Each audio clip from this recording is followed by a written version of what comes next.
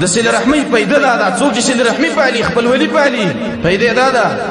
چې الله رب العالمین د انسان په دې عمر کې برکت اچي به څوک چې غواړي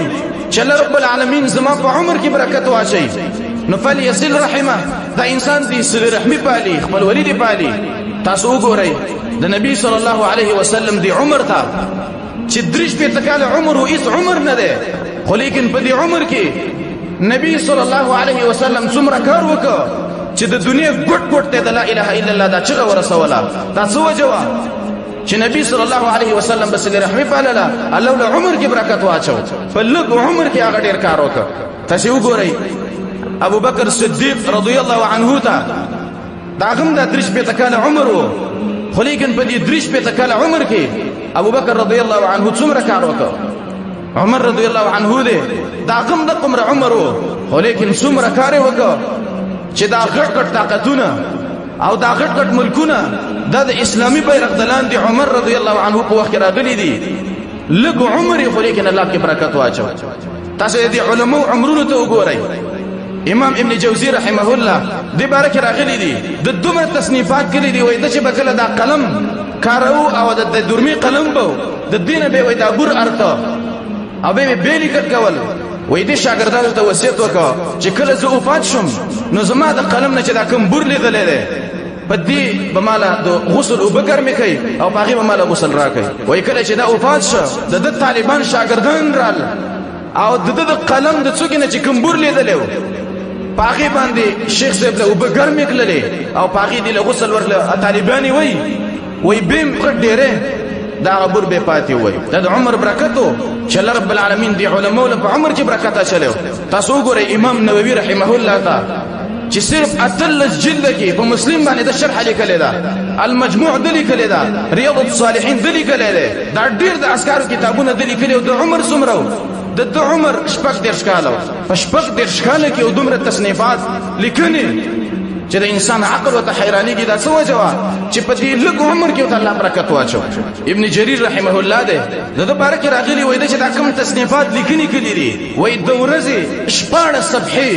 چې د په عمر باندې تقسیم شي وای د ورځې شپاړه صفحې راځي چې په ورځ کې د شپاړه صفحې لیکلي دي په دې کې دا بمري شوی وو په دې کې دا معصوم توب هم تیر کړی دی خو لیکن چې عمر تقسیم کې په لیکلو باندې شپاړه صفحې د وی ورځې باندې راځي شیخ الاسلام ابن تیمیه وګوره صاحب السيف والقلم د دې د تصنیفات چې وګوري علما وايي 1500 جلد او اجزاء دوی لیکنې کړي دي کتابونه لیکلي دي شیخ الاسلام ابن قیم دغه سواله نو څوک چې غواړي کم طالب العلم غواړي کم عالم او مریض غواړي چې زما په عمر کې الله برکت واچي زما په دې خلی کې الله برکت واچي زما په دې قلم کې الله برکت واچي نو فليصل رحمه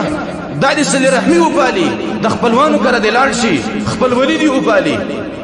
نو د دې په ارزه کې الله رب العالمین برکت واچي شپږم پیدا دا شو د صله رحمي د پاللو څو چې صله رحمي پالي الله رب العالمین د بنده په عمر کې برکت اچي ومه پیدا د علماء وي د صله رحمي څو خپل ولی پالي پیدا دا چې الله رب العالمین د شرمنا الله رب العالمین بنده ساتي څو چې صله رحمي پالي او د انسان تعلق د الله رب العالمین سره برابرېږي د وجنه کله چې نبی صلی الله علیه وسلم غار حرا کې ویریده او راغ خپل کور ته خدیجه رضی الله عنها ته ویری چې زملونی دثرونی پټ میکا یریدلې ما اغیر واسطه د ورقه بن نوفل ابن اسد ابن عبد العزى واته اغه ته ویل دا دم کا اغه وته ویل دا هغه ناموز دی چې الله موسی علیه السلام له ورکلو او ډېری خبرې او توکل چې پتا باندې بس سخت راځي د دې مکینه متاخله کو باسي او به وته ویلي چې تا باندې به دا سخت راځي خدیجه رضی الله عنها دی ورته ویلي چې یا رسول الله کلا والله ما يخزيك الله ابدا هیڅ شی به تعالی رب العالمین نشر مې تا به شرم الله نه ور کوي صفات ول ذکر لولي ذکر تا چې دا صفات دی یو صفات ول دا ذکر کو چې انك لتصل الرحم تصل الرحم بالي تاب الله رب العالمین نشر مې تاب شرم الله رب العالمین نور کوي دا خدیجه رضی الله عنها تسلی ورکړه چې تصل الرحم بالي صل الرحم چې څوک بالي الله رب العالمین شرم نه ور کوي ابو بکر رضی الله عنه دې مکینه لاړ هجرت وکاو نو ابن دغینه دای ولید ابو بکر رضی الله عنه چې دا روان دي د کلینا وای دې ته ویلې چې ابو بکر رضی الله عنه ته ویل چیرته سي ويرا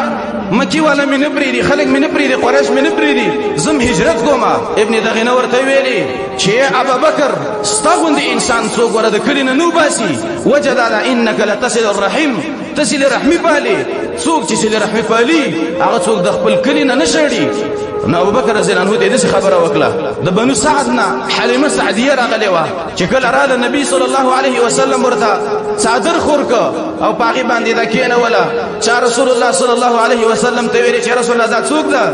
نبی صلی الله علیه وسلم ورته ویلي چې دا زما رضعي مور ده او دا زما رضعي خویندې ورونه دي نو هغې له ډېر قدر وکړه څه د وجې نه چې دا یې رضعي مور وه صلې رحمي ورسره وپالله نو صلې رحمي کې ډېرې پیدې دي د صلې رحمي قطع کول دا ناروا دي په دې باندې انسان جهنم ته لیږي